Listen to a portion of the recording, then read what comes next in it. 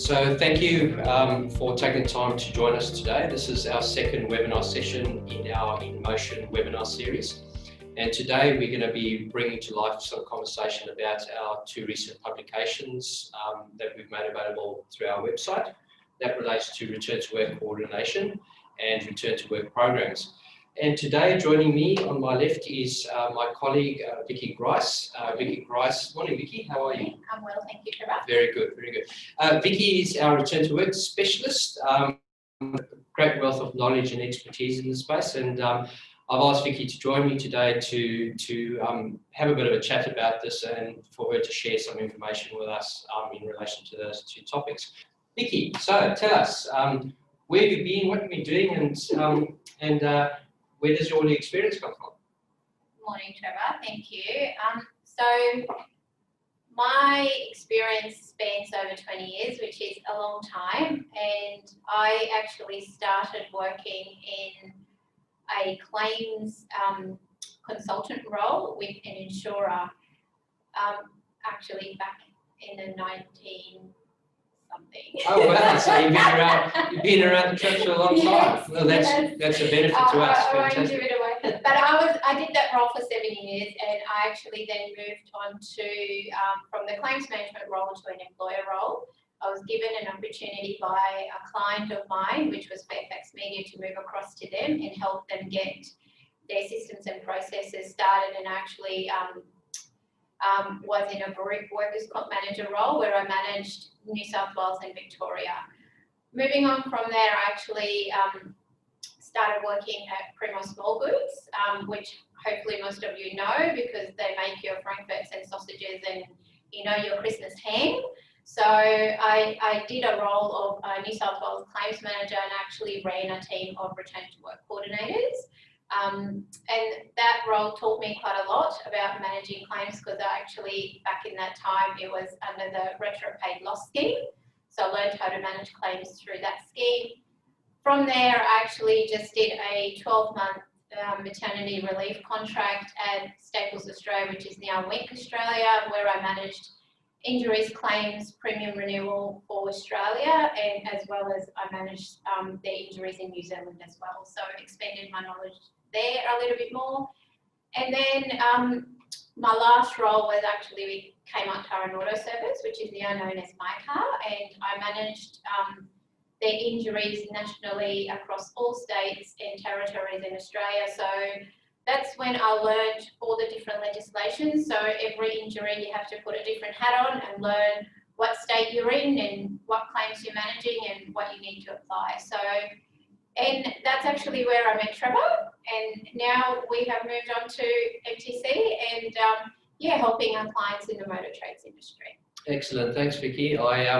That's a great host of experience. I think that the fact that you've sort of been involved in all the different aspects of sort of the return to work coordination, from a claim, having a claims management experience, which obviously return to work coordination have to work closely together with, and then having the employee experience and seeing how things happen on the ground and how these things impact injured workers and the people that they work for.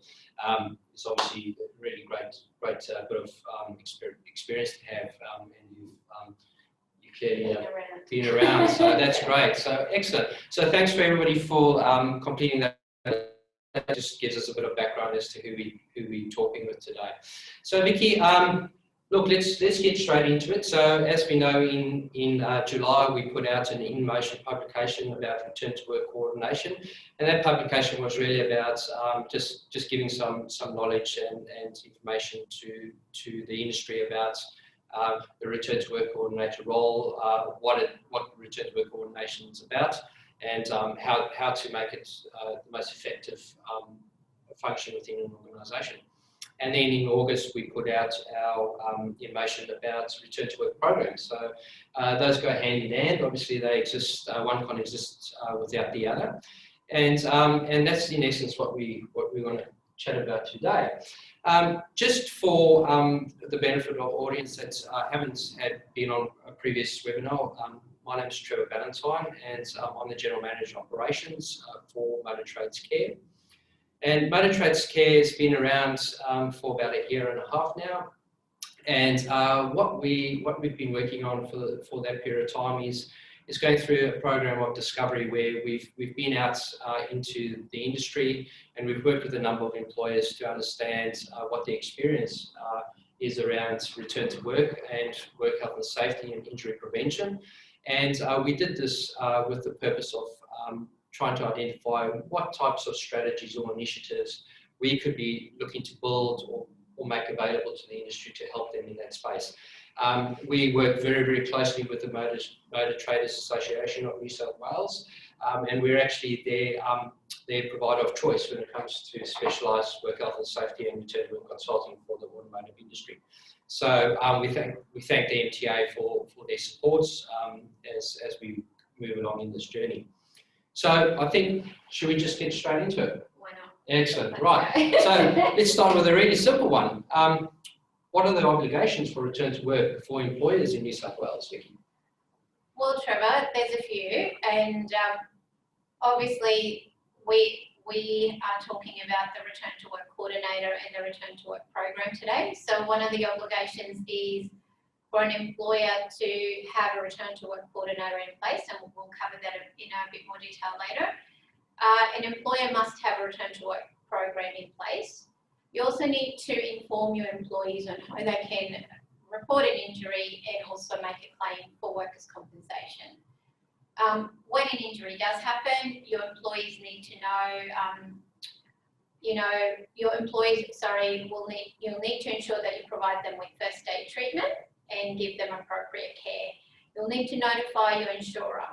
And if it's a serious injury, you'll also need to immediately notify SafeWork New South Wales.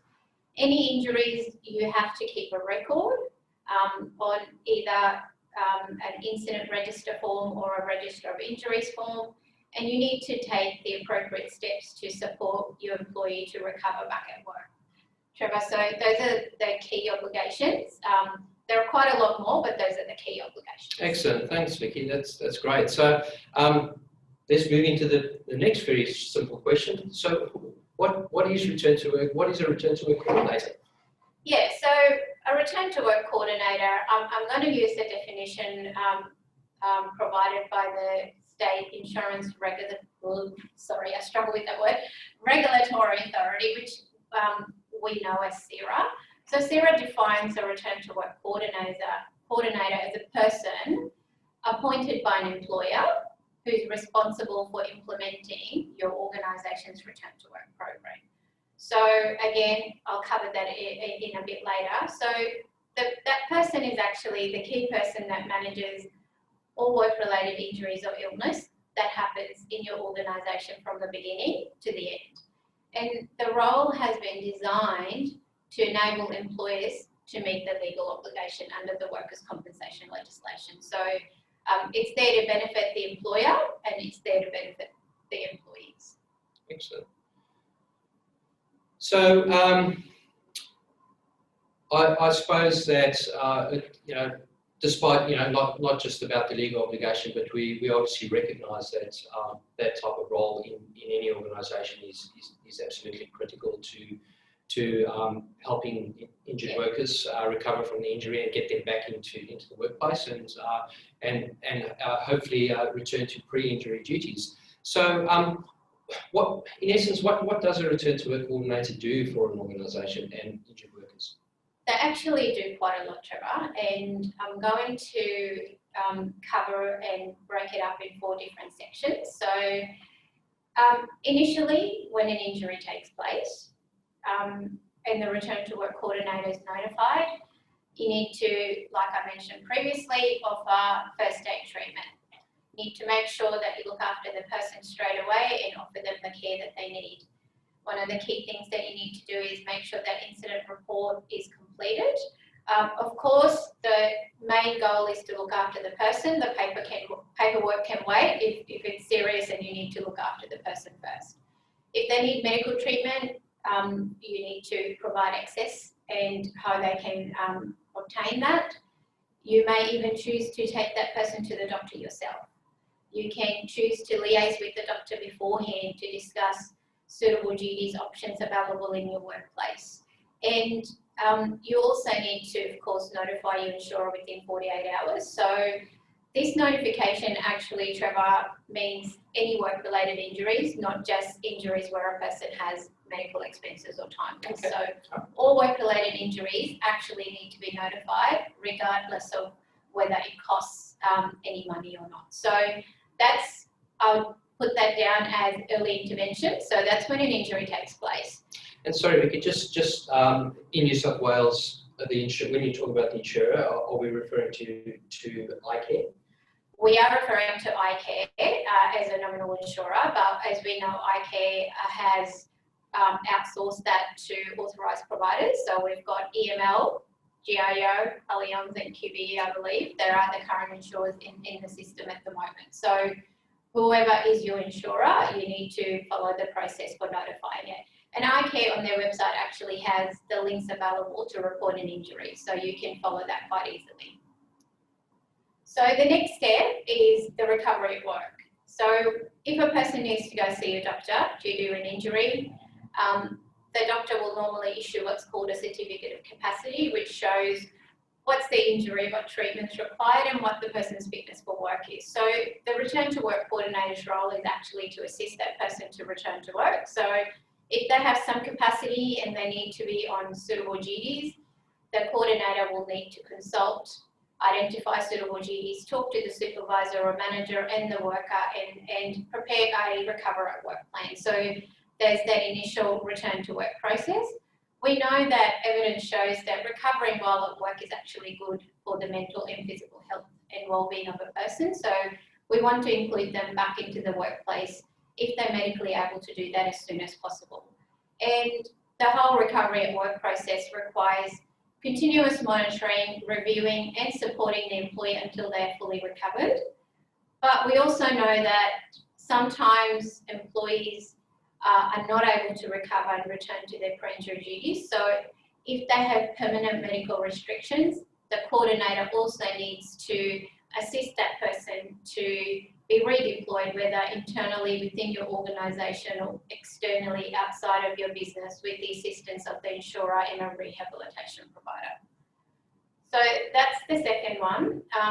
The third role I'd like to just say is collaboration functions. So that's when you actually have to liaise with the multiple parties involved in managing an injury and a claim. So we're talking about the insurer, the treating doctor, any allied health providers such as a physiotherapist, or if it's a mental health injury, you might have a psychologist involved, or a rehab provider if you have one appointed. The coordinator also will need to assess the need for a rehab provider and appoint it in liaison with the insurer and the worker. And everybody in this needs to actually work together to ensure that there's a strategy in place to close the injury out and help the person. And Vicky, I suppose you called out the sort of the key relationships externally, but I suppose we're also talking about internal relationships. So Absolutely. that includes the injured worker, their manager or supervisor. Absolutely. So everyone involved is actually, I'll mention a bit later, but it's called the support team, Trevor. So the support team actually is made up of the return to work coordinator, the insurer, the manager, and everybody that actually supports the worker to get back to work. Excellent, thank you. So, and the last one is the admin functions. We can't get away with without paperwork, unfortunately. So we also need to ensure that if there's any wage loss, that the correct information is provided to the insurer so they can calculate the rate and entitlement. That needs to be paid to the employee in a timely manner, and you also need to ensure that any money that you've paid, you're able to claim back and that it's reimbursed appropriately, so you're not out of pocket as a business.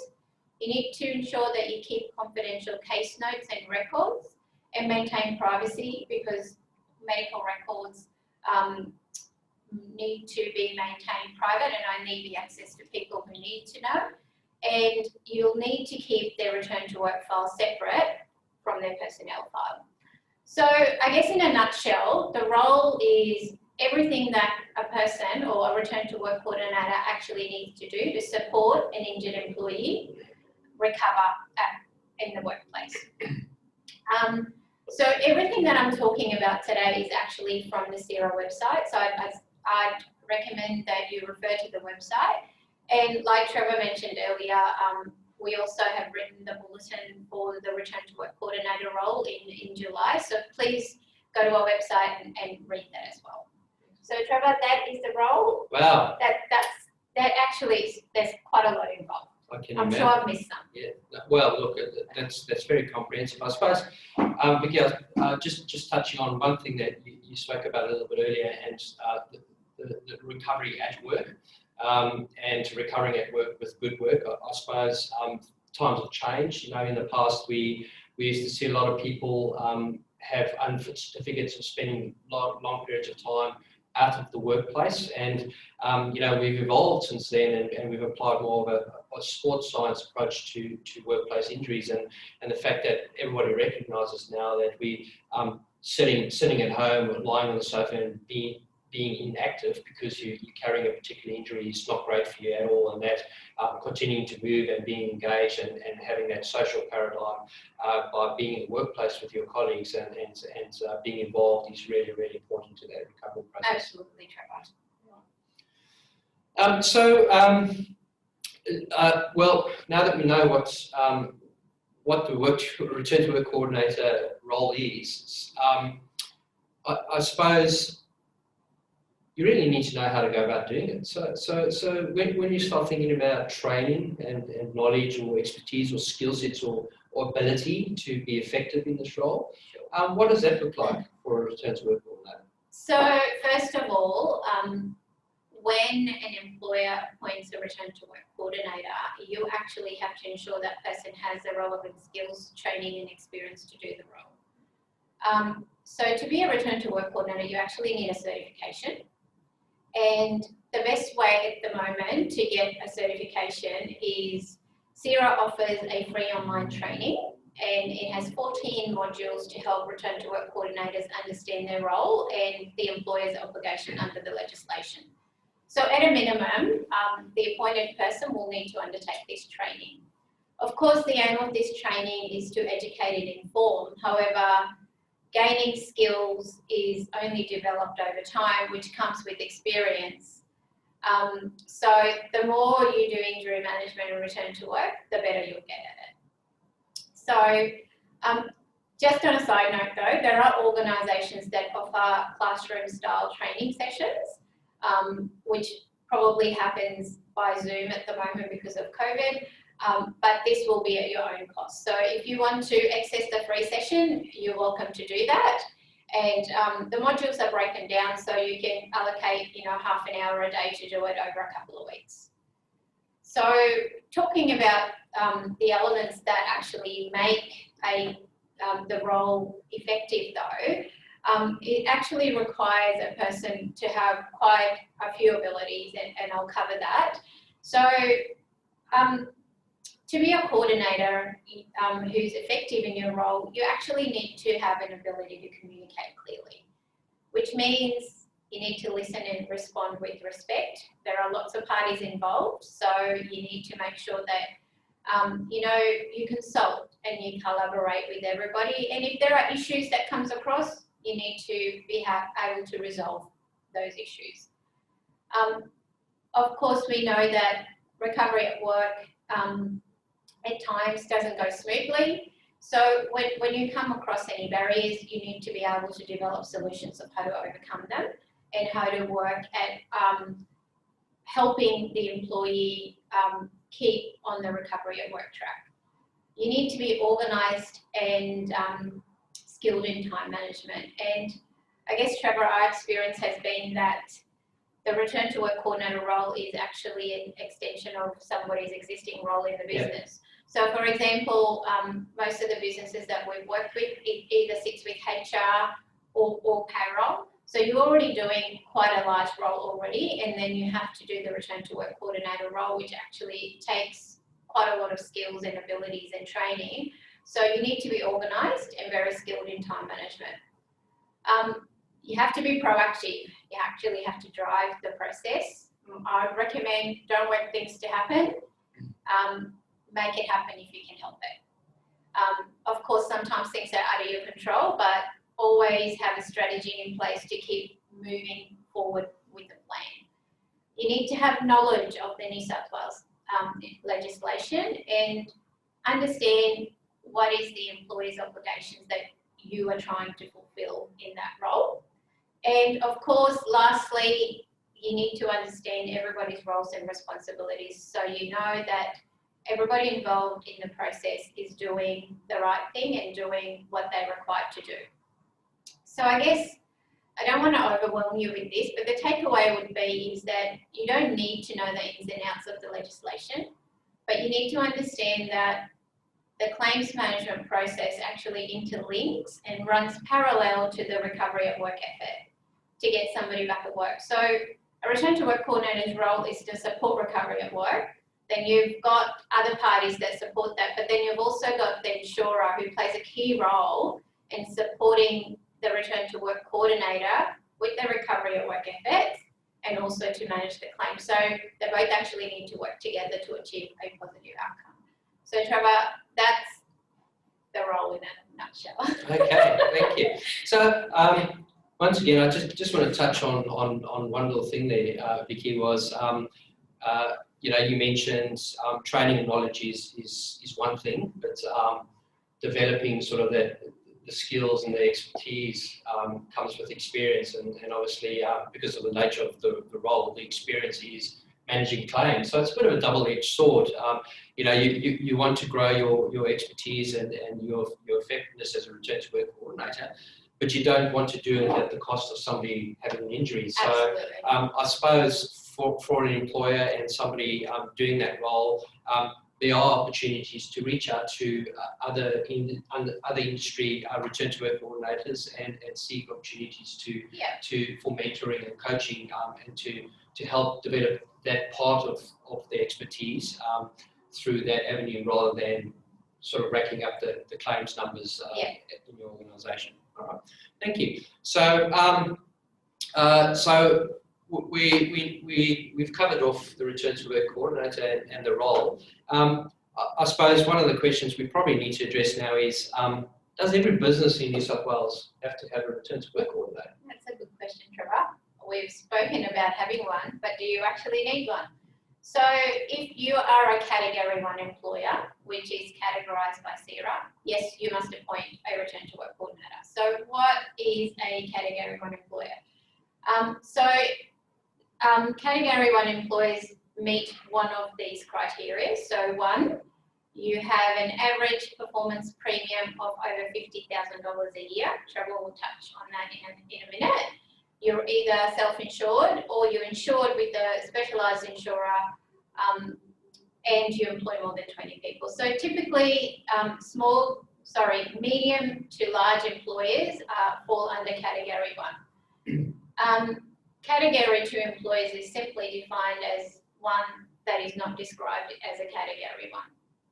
And you actually don't need a return to work coordinator. However, you need to appoint someone who can manage the injuries and the claims as they happen in your business. So regardless of the size, whether you're Category 1 or Category 2, you do need a designated person to undertake the role.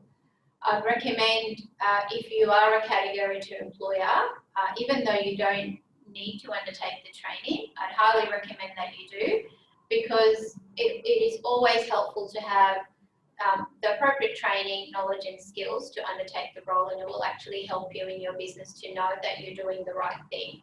So if you are a medium to large employer, legally you must appoint a return to work coordinator. Thank you, Vicky. So, just going back to the mention of the average performance premium.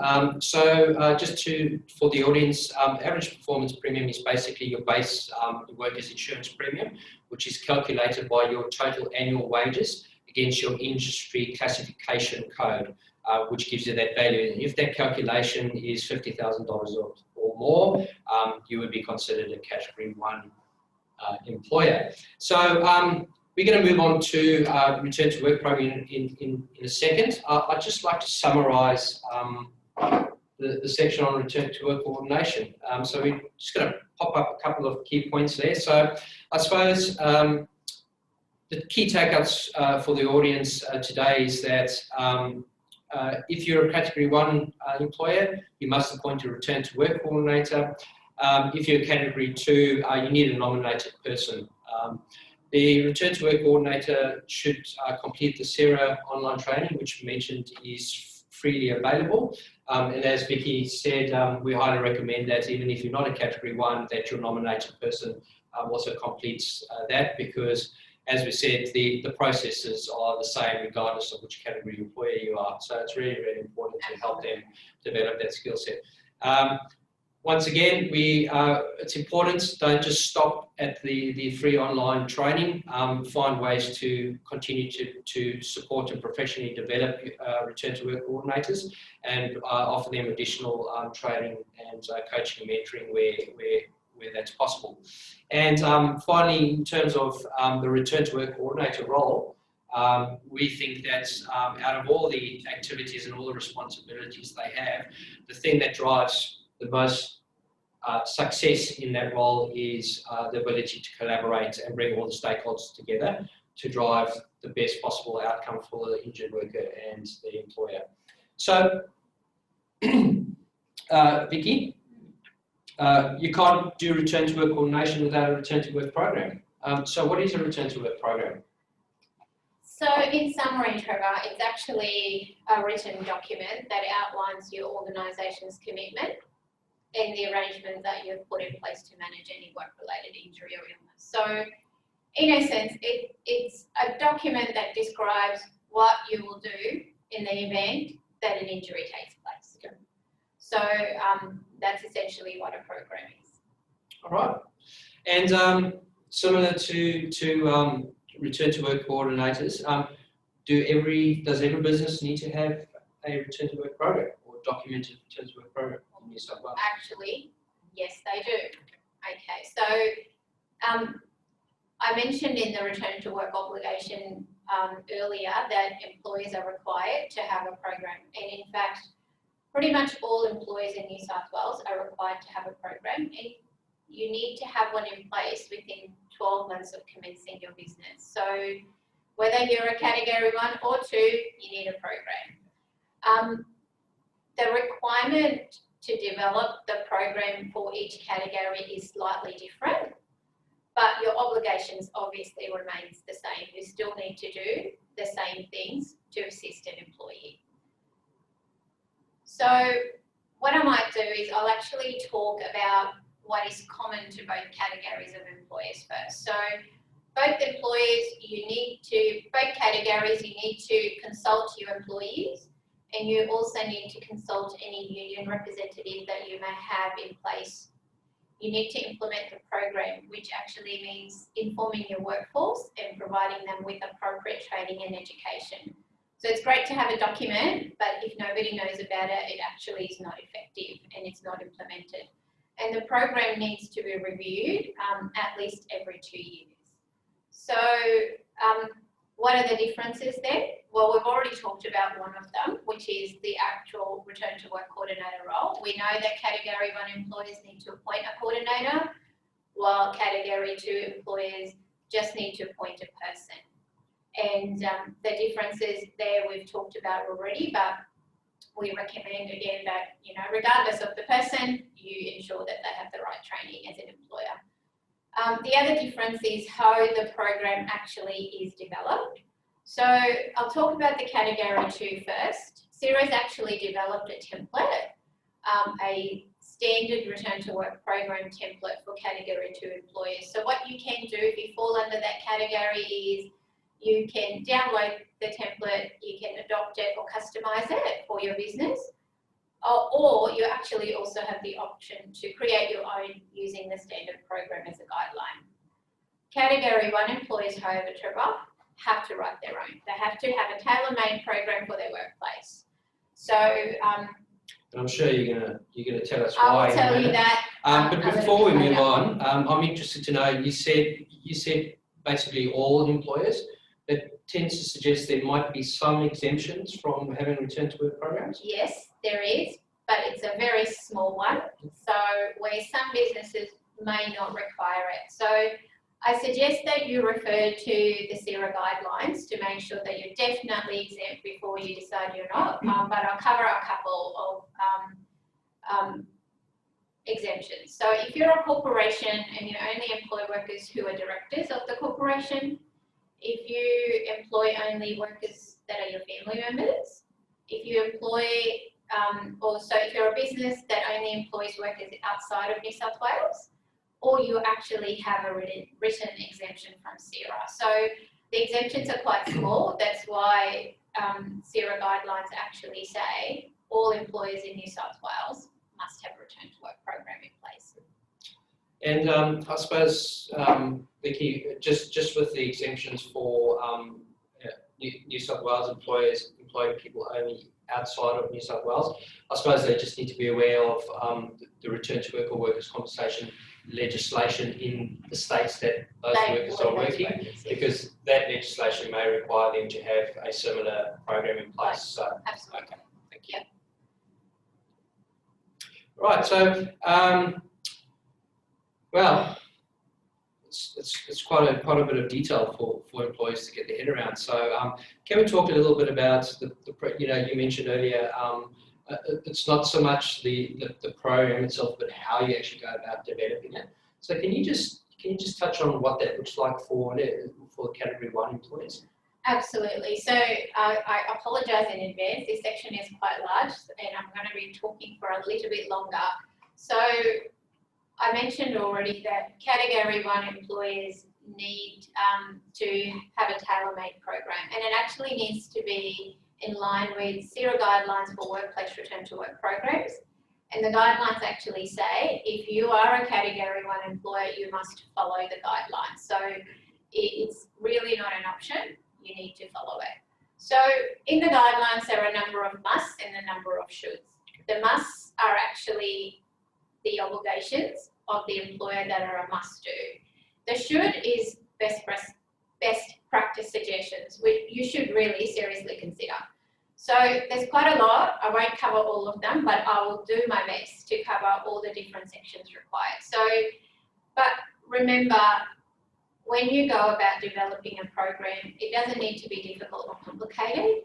Try and keep it as simple as you can, because the aim is that you want to inform your workforce of what your program is, and so it's easy to understand for everybody.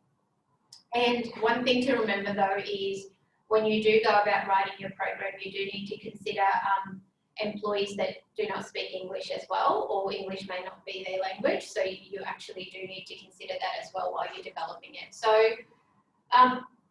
CIRA actually has created a checklist for Category 1 employers to help you when you are developing your program. So you can actually use the checklist to ensure that you cover all the topics that they have said are a must do, which will actually help you when you develop the program.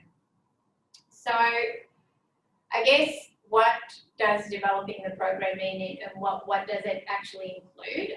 There are 8 key elements, and I'll mention some of them in detail and others just very briefly. So number 1 is leadership and commitment. Your leaders at all levels in your business need to be committed to supporting any employee that's injured in your workplace and the recovery at work process. And it actually also needs to link in with your organisation's work health and safety policy and procedures, because you need to have prevention of injury mechanisms in place. The best injury management is actually injury prevention. You don't have injuries in the first place, then you don't need to manage them. So then the next thing, the next element is workplace arrangement. So the document needs to actually state your return to work coordinator's name and contact details, because you are required to have one.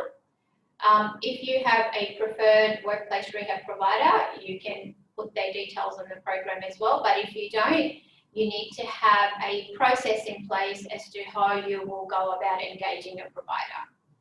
Your insurer's name and contact details needs to be documented as well, including how you will provide first aid arrangements to your employees and how they can access it, because that was one of the key requirements, and how you will display the information. one of the key things that employers are required to display at their workplace is that if you get injured at work poster, and that poster actually has the return to work coordinator's name and contact details required, as well as your insurer. So at a minimum, you should get the poster off the CRO website and place it on notice boards or lunchrooms so people know what to do if they're injured at work and who to contact. And I suppose, sorry to interrupt, something that we see quite often is those posters get outdated. So you would expect over time, you know, there may be changes in return to work coordinators, etc., etc. So it's also important just to make sure that it remains current. Yeah, that's right. Yeah, absolutely. The next key element is rights and obligations. So the program must outline how you will inform your employees of their rights and obligations. And it also needs to include the roles and responsibilities of the support team, which I mentioned earlier. So the parties involved in the return to work process and the stakeholders for collaboration, their roles and responsibilities actually needs to be listed and documented in the program. You need to have a process in place of how you'll manage an injury when it actually takes place. So things to cover here are, how can your employee report an injury? How do they complete the incident report form? How do they access first aid or go and see a doctor? You need to have an actual process in place as to who will notify SafeWork New South Wales if it's a serious injury, and a process in place of notification to the insurer within 48 hours of receiving the report. So point 5 is you need to support your employees. So they've had an injury, they've seen a doctor, they need to make a workers' compensation claim. You need to assist them with that. You need to, of course, make sure that the information remains private and confidential. So if you're collecting and releasing any medical information, you need to obtain consent.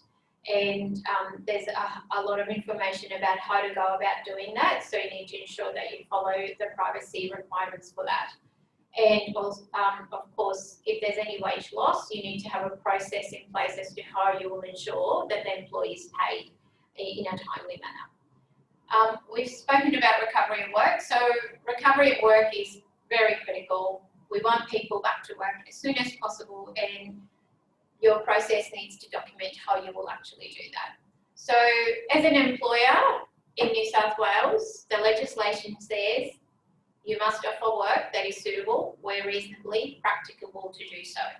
So, and it actually also applies even when the claim is in dispute or being investigated, or you have liability concerns.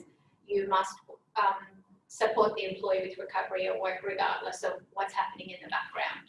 So recovery at work essentially is, what is the fitness for work? How do you support suitable duties? How do you consult with parties?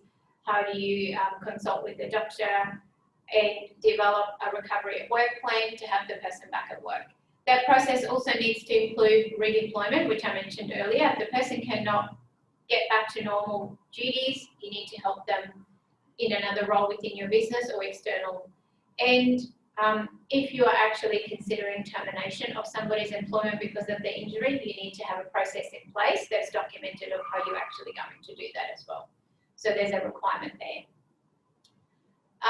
The next one is dispute prevention and resolution. So things sometimes don't work according to plan, and issues and complaints do come around. So you need to have a documented process internally within your business as to how you will handle any issues and complaints, either by the employee or the supervisor or any other party, and externally in relation to the claims management. So there are quite a few external avenues available to raise complaints and issues, such as iCare, CERA, and other avenues available there. And lastly, sorry Trevor, I'm almost done. There's really good information, thank you. There's administration requirements. So you need to maintain confidentiality. You need to make sure that the records you're keeping is secure. So if it's paper, it needs to be locked. If it's on the computer, you need to only provide access to people that need to know only. So make sure that not everybody can access this personal information. and you need to monitor and review the requirements. So ensure that they always remain current, and if any changes happen, you need to ensure that you're updated. So I guess the takeaway from all of this, Trevor, would be is that we've spoken about the return to work coordinator role, and the role essentially is to implement an employer's return to work program. So the functions of the role is linked with the elements of the program, and the role is designed to fulfill the obligations of the program. So again, though, guys, I actually covered quite a lot. If you're not sure about any of these and you need assistance, please give us a call or contact us through our website, and we'll be more than happy to assist you. Excellent. Thanks, Vicky. Okay. That's a really good summary. I just, before we move on, I'm quite interested to know, you mentioned about suitable duties and providing the employer to provide those where reasonably practicable. What is the obligation on the injured worker to participate in the offer of suitable duties? Well, Trevor, if the employer is able to provide suitable duties that is meaningful and within the medical restrictions that the doctor has prescribed, then the employee has an obligation to participate. Okay, and if the employee is not participating, then you need to discuss it with the insurer and talk to the insurer about what strategies needs to be put in place to manage that. So I guess what is meaningful? Essentially, meaningful means that the work that you're asking the person to do is work that needs to be done within your business, and it adds value to your organisation, and it's not just something that you've made up or created or trivial. So essentially, the takeaway is that it's actually a task that exists in your business already, and you're asking somebody to do it. Okay. Thank you. Just before we move on, a colleague of ours at the MTAs just reminded us about questions and answers. So I actually neglected to mention in the beginning. We're going to run the Q&As at the end of the session, just so that we don't disrupt the flow of the information sharing. But thanks, Mark, for pointing that out, and definitely we'll get to that towards the end of the session, and I'll let you know when that is. So please, if you've got questions, hang on to them, note them down so that you can ask them at the end of the session. Vicky, I suppose, in a sense, a lot of businesses, they've got to do it. They've got to have a return to work coordinator or nominated person.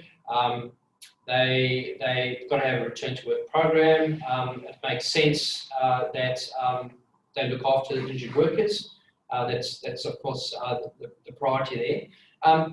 But how can a business make this work for them? You know, there's a lot to do. But how can they really take advantage of it? Good question, Trevor. So I'll cover just a couple of them. So to make sure that the elements of your program is actually implemented or executed, you need to have relevant procedures in place. So I'll give you an example. If your program says all work-related injuries or illnesses must be reported immediately, you need to actually have a procedure in place to inform people how to go about doing that. So if I'm injured today, how do I report an injury? Who do I tell? What forms do I need to fill out? Where are these forms located? What do I do with the form when it's filled out? Who do I give it to? So it's actually a written procedure. The program is your commitment and arrangement, but you actually also need what is the process a person needs to follow when this happens. So the other one would be first aid. If I'm hurt and I need an ice pack, where do I get an ice pack from?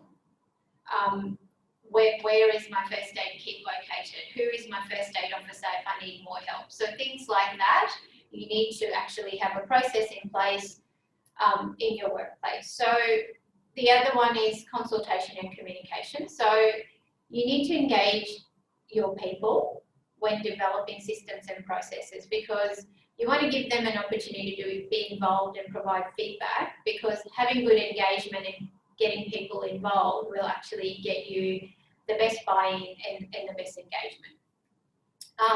Training and education is essential, like I've already said before. It's very, very important to educate your workforce. So everybody needs to know what you want them to do and what is expected of them. So you're setting the expectations for the right behaviour in the workplace. You need commitment from your leaders. So the leaders need to role model what your organisation value is, and they need to actively demonstrate it in their own behaviours. So leaders need to lead by example and show others what behaviours they expect from them by doing it themselves. So as a return to work coordinator, you know, the role can be challenging at times. So you also need your leaders to support you as a coordinator if you're doing that role to get the best outcomes for your business and the employee. And of course, you need to consider and review your processes for continuous improvement. So for example, carry out an incident investigation when an injury happens, learn what went wrong, and make a commitment to change and prevent it from happening in the first place, because prevention is the, I don't know, I'm sure there's a say somewhere, Trevor, that I can't remember right now. But yeah, so those are some of the key things that you should really do in order to make sure that your program is implemented and well embedded in your day-to-day business, and people actually know that it exists and what they need to do if something happens in the workplace. Excellent. Thanks, Vicky. I suppose I just want to briefly touch on the leadership aspect and that role modelling. We cannot stress strongly enough how important that is within your organisation. We know that leadership is really central to everything that you do from a business perspective, and that includes safety and return to work. And you know, if you are spending time putting, you know, educating your workforce, having a return to work coordinator that's trained and skilled in doing it, having the right programs in place and the procedures that support that. You know, we know that from time to time, some injuries and claims can be frustrating for various number of reasons, especially around some of the barriers that stop people from getting back to work, which can frustrate the leaders in your organisation. But what's really, really important is, despite that leaders need to continue to promote and support the processes they have in place, because if they encourage actions or behaviours that are not consistent with that, all that good work comes undone. So it's something really, really important to your organisation, and you need to make sure that there's sufficient emphasis and importance placed on the leaders' role in putting these processes in place. Yeah. Okay. All right. Good. So. Just briefly, can you just touch on, I suppose, making it work? What are the key benefits for having the right return to work program for an organisation? Well, there are quite a lot of benefits, Trevor, but I'll cover just a couple. So, if you show good leadership, which we've spoken about already, you show that you care about an injured worker. You will build a good relationship with that person, which will help with your overall organisation culture, because we know that good organisation culture naturally leads to improved productivity and hopefully staff retention for you. If you educate and train your workforce on the roles and responsibilities of your program, you're setting the expectation of what needs to take place when an injury happens. That means injuries, you expect that your injuries are reported immediately, so you can act on it as soon as possible, and you provide first aid and the care and treatment needed to help that person recover back to work. And we know that early reporting and early intervention generally results in early recovery. So the quicker we help somebody, the better the outcome is normally. And just one more that I'll mention, if you support recovery at work and provide suitable duties, you actually are promoting the physical and psychological health benefits of recovery at work. And this actually helps the person stay at work in some capacity and be part of a team. And helping that person come back to work will reduce the length of time that they're away, which will then reduce the cost of the claim. So it benefits the employee and it benefits your organisation. Okay. So in other words, if you focus on the injured worker and you care for them and you treat and you help them recover there's long-lasting benefits for the organisation. Yeah. Makes sense. So let's move on. We're going to move on now. I'd like to talk about outsourcing in a second, but if we can just summarise what we've spoken about in regards to return to work programs. I'll just get my colleague Emily to put up a quick summary slide there for you. So with the exception of a few, all employees in New South Wales need to have a return to work program documented for their business. Category 1 obviously needs to be tailor-made, whereas Category 2, they have the options to leverage some of the pre-existing material available from SERA. You'll always remember that your obligations, regardless of what size organisation you are, small, medium or large, you've got to follow the same processes and apply the same practices to return somebody to work successfully. We also understand that that leadership is essential. For this to work very, very well for your organisation, you've got to have the backing and commitment from your whole leadership team to make sure it works properly. And if you get it all right, there's lots of benefits for both the injured workers and the employees as a collective culture, as well as your organisation as an operating entity. Excellent, thank you. So we're going to move on to, I want to just ask you about outsourcing. And while we move into that topic, we're going to chuck another poll up on the screen. We're just going to ask you a little bit about what return to work programs you may have in place and how well you think they're going in your organisation. So once again, if you wouldn't mind completing that, that would be great. So, Vicky. Yes. A lot to do. We know that it can be challenging for specifically for medium to small businesses. We've also called out that we know that that role is that function is often given to somebody that performs a predominant role in a different part of the business. What if an organisation just doesn't have the capacity or the resources or the capability to get to all these things? Does the legislation allow businesses to outsource this? Yes, Trevor, it does, and that is the good news. As an employer, you can actually outsource the return to work coordinator role, and yes, the legislation actually does allow for that to take place. But just a couple of things to consider before you go down that path. You need to make sure that if it's a business or a person, whoever it is that you're appointing, they have the right training, skills and experience to undertake the role. You need to ensure that it's in writing. You always have to consult your employees before proceeding with any arrangement. And once you have organised the arrangement, you need to update your return to work program and include the coordinator details in the program.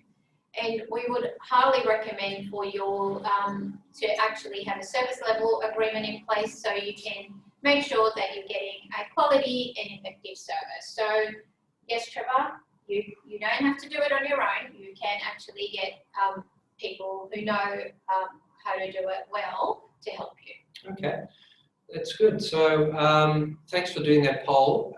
So just in summary on outsourcing, we know we can do it. It's allowed to be done legislatively. We just need to ensure that we consult with the workforce before we actually do it to make sure that they're all aware of it. And as you pointed out, if you're going to outsource it, make sure that whoever you outsource it to has the right skill set and competency that fits your business environment. Yeah.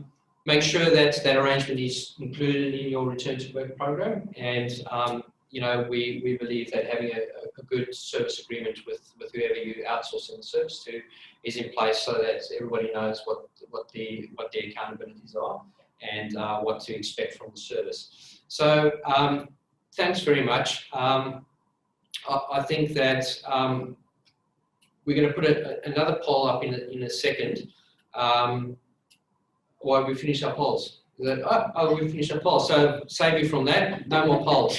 Excellent. So I suppose that was kind of a leading question around outsourcing because, as I mentioned in the beginning, we've done a lot of discovery work over the last 12 to 18 months, and we have identified within the automotive sector that the industry could benefit from a specialised, automotive specialised outsourced return to work service. And as a consequence of that, we've actually put a program together that the Motor Trades Care offer, and Vicky, you were instrumental in putting that program together.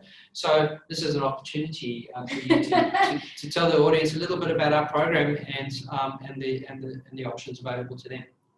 No worries, Trevor. So our program is called Care and Recover Program, and it's designed to deliver an effective and efficient end-to-end injury management and recovery at work solution. So end-to-end essentially means that we manage your injuries from the day it occurs until we help you close it out.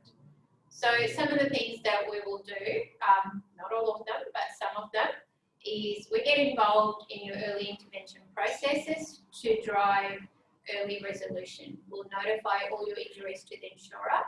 We'll support the employees with best practice injury management principle, because we know the aim here is to actually achieve a safe and sustainable path back to work as quickly as possible. So we'll help you manage the relationship with all the stakeholders, and if there are any barriers, we'll facilitate and have strategies in place to overcome them.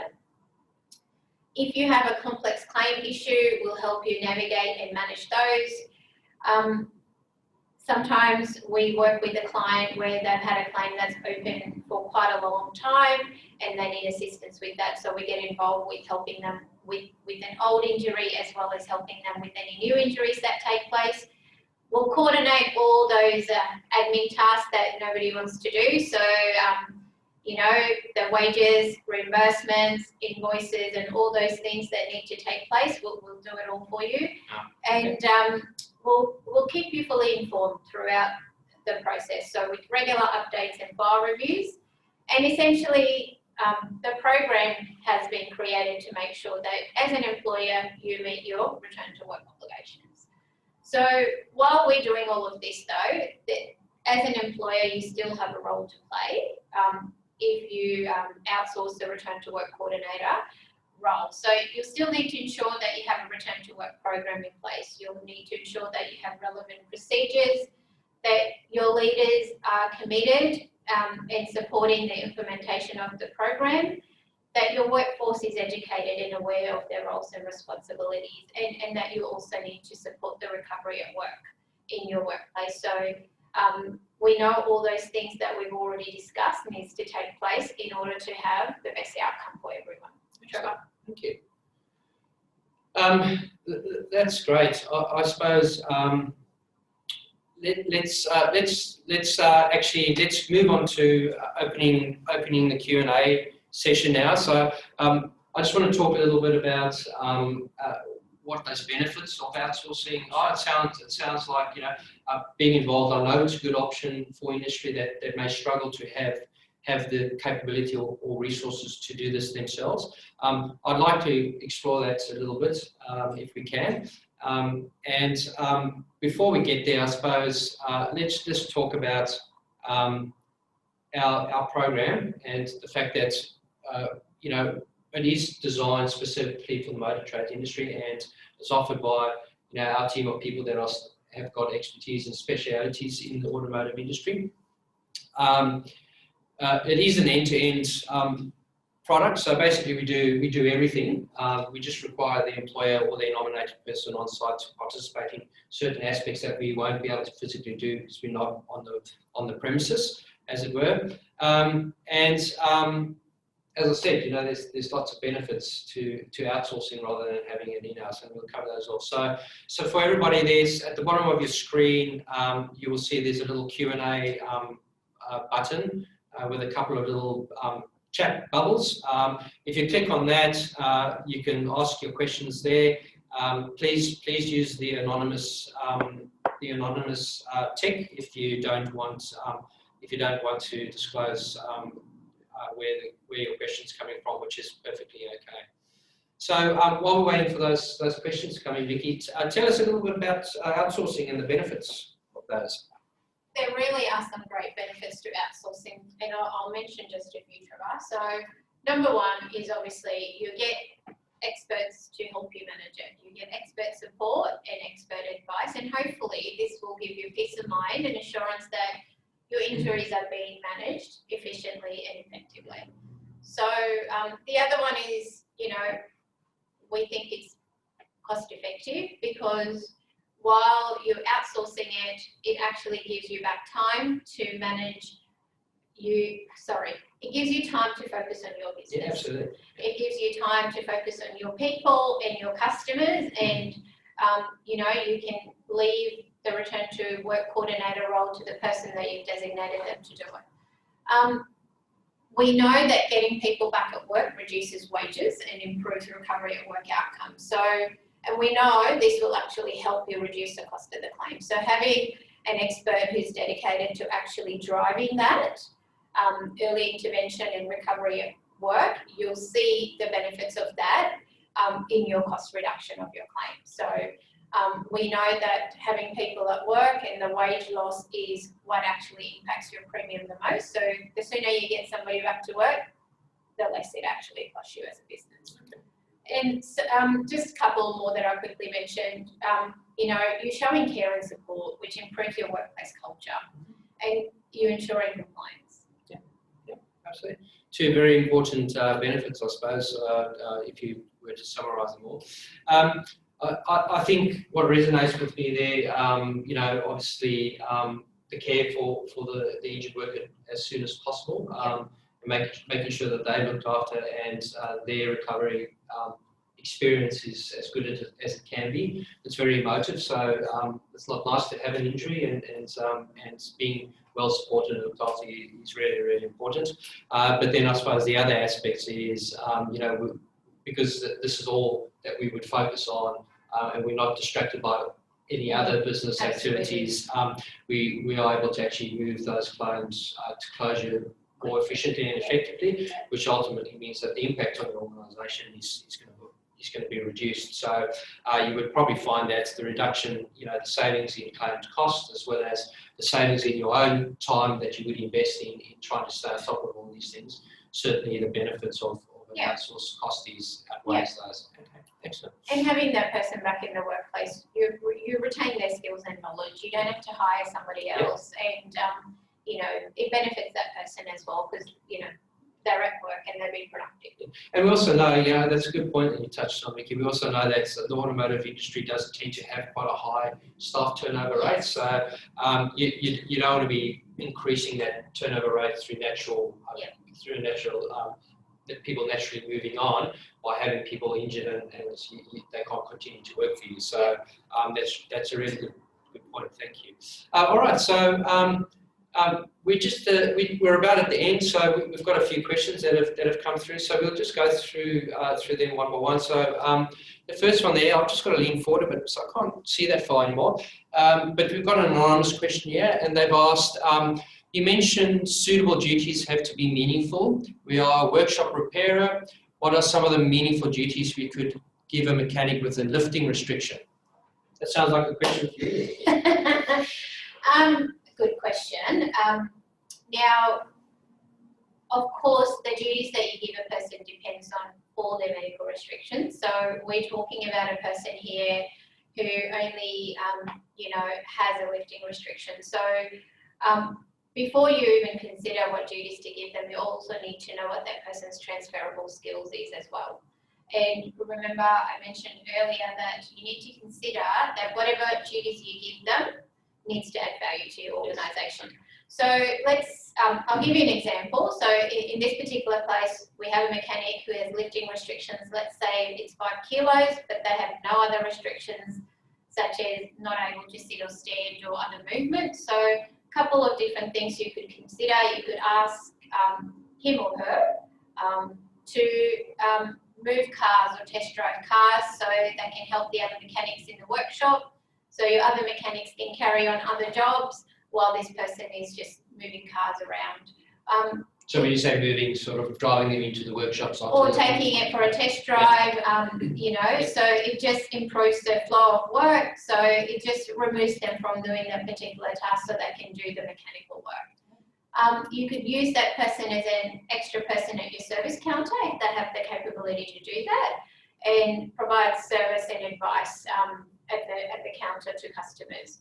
Or if you have some administration tasks that you might be running behind, like filing or record keeping, it's, remember again, a task that needs to be done. It will add value to your business, so you could ask that person to support you and help you with that. It doesn't need to be one, it can be a combination of all. So just the key point here, Trevor, is that you need to make sure that it's a role that adds value to your organisation. Excellent. All right, thanks. Sorry, not role, the duties and the tasks. Sure. Sorry. Excellent, thank you. All right, that was a great question, thank you. So we moved on to another one here. So also anonymous. Oh, it looks like everybody's anonymous today. That's okay. So this question was, I am interested to know more about your outsourced care and recover program. Can you tell me how much the program costs? Thank you for the question. So we don't have a fixed pricing structure. As you can imagine, what we're dealing with here is time. So, and all claims or injuries can vary and be different. But what we do is to make sure that we creating a tailor-made program for your organisation. What we do is we work out averages of time that we would spend on administering a return to work case and the claims management component of that.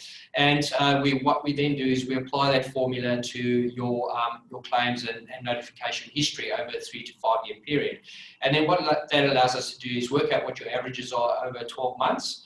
And then for the full cycle of that period, and then we are able to come back to you with a proposal that actually is specific to your business. So obviously, if you have a high incidence of claims, there's more time that will be spent on it, so the cost of the program would probably go up. But if you have low numbers, the cost of the program would go down. But saying that, as we would be working with you through that period, that may move up and down depending on injuries and claims that may come in through the period, which would then require some adjustments to it. But we obviously have a program that's very transparent in terms of the scale and the cost, and we work with you to make sure that those costs don't blow out at any point. Thank you. So next one, I think we've got time for two or three, I think, Emily. So let's see what else we've got here. So this question is, if I was to appoint the Return to Work Coordinator internally, what would be the best position in my business to do? Oh, sorry. Yeah, what would be the best position in my business to do this? You need glasses, Trevor. I do. I have glasses, but I'm not wearing them. Good question. So remembering that dealing with injuries and personal information and medical information is highly sensitive in nature and requires privacy. When you're considering, sorry, I thought you were going to say something. When you're considering appointing a person, I would suggest that the person should be somebody that's already in a people management function within your organisation. And actually performs a role that supports all employees, not just a department. So typically, like I said previously, it's well suited to a person in a HR role or a payroll role, or if you actually have a person who's in a safety role, they tend to also do the Return to Work Coordinator role. So, but the key thing here is, whoever you decide to appoint for your business, you need to make sure that that person has the right training, skills, and experience to undertake the role. So you know, a training needs analysis or capability gap analysis on a person or a role would be maybe quite helpful in working out what further support they may need if you're going to make that particular appointment. Yeah, and I think that person, that whoever you appoint, that you need to make sure that they're aware of the whole functions of the role, what they're getting themselves into, and make sure that they have the right capabilities or those, you know, those key elements that we mentioned to actually, deal, because you're dealing with people and you need to be sensitive and you need to have the right approach when you're dealing with people. Yeah, thanks, Vicky. Good. I hope that I clarified that for you. But as we said, you can come back and ask us any further questions outside of this forum. So we've got time for 2 more, I think. So this one is, we have a return to work program, but it might not completely be in line with the requirements you spoke about. Does your program include assistance with return to work programs? So I'm assuming they're asking if somebody signs up to our care and recover program, if they don't have or they need their return to work program reviewed or created, is that something that's part of the service? Yes, Demetra. Yeah. Absolutely. We can provide that service, but it's actually an additional service. So the care and recover program, when we do get involved, we will review your systems and process that's in place that you may or may not have, and we'll make the appropriate recommendation to have a good, robust program in your workplace. But the care and recover program cost actually doesn't cover any requirements for creating documents and support systems for your business. Trevor, you might want to elaborate on that. So as Vicky said, it is something that we can do, but we look at that slightly separately, because part of that process will be to understand what your organisation has in place at the time that you express interest in the program, and we can come back to you with any additional support in that space. So that's I think we can tick that one off. Thank you very much. And then the last one here is we have someone doing the return to work coordinator role, and we have a program, which that's great. We generally do well with the basic injuries and claims, but we have one claim that has been open for quite some time. Do you help businesses with these types of claims? Yes, the answer is yes, we do. So as we mentioned, if you sign up to our Care and Recover program, the end-to-end program, which is what we refer to as Schedule 1, we do everything for you, which would include doing a review and strategizing any existing open claims. But if you feel that you already have the capability and are doing reasonably well with the space yourselves, but you just need some extra support for complex claims, which is what we call it. We do offer an alternative service to that, where it's not the full one, but we provide support over a period of time, which we normally work to about an average of a 26-week period, where we help you try to resolve that open claim, which is obviously sounds like you're having some challenges with. So if you want to talk about that claim specifically, please make contact with us. So I think on that note, I can say when we're done with this survey, when we're done with this webinar and we end it, it'll give you the option to complete a contact us survey. So if you want to talk to us about your specific needs or requirements, or have any additional questions that you didn't feel that you could ask in an open forum, please fill in that information, and we'd be happy to contact you and have another conversation at a separate date. That brings it to a conclusion. So thanks everybody for taking the time. I know it's been just over an hour, and I appreciate everybody's really busy these days. But it was really great to have the opportunity to talk to you a little bit about these very important aspects of return to work and return to work programs. And we look forward to hearing from some of you, and hopefully working with you going forward. And I'd just like to thank Vicky for joining us today. So I couldn't have done this without Vicky. Vicky's got all the knowledge and expertise in the space, as you've heard. So Vicky, thank you very much. I truly appreciate it. And just in the background there, not visible to you, but Amberly James, our other colleague, that's been clicking away and putting up all the polls. So Amberly, thank you very much for your assistance today as well. Have a great week, everybody, or great weekend, sorry. It's already Friday. And we'll see you soon at the next webinar session. Thanks very much. Bye-bye.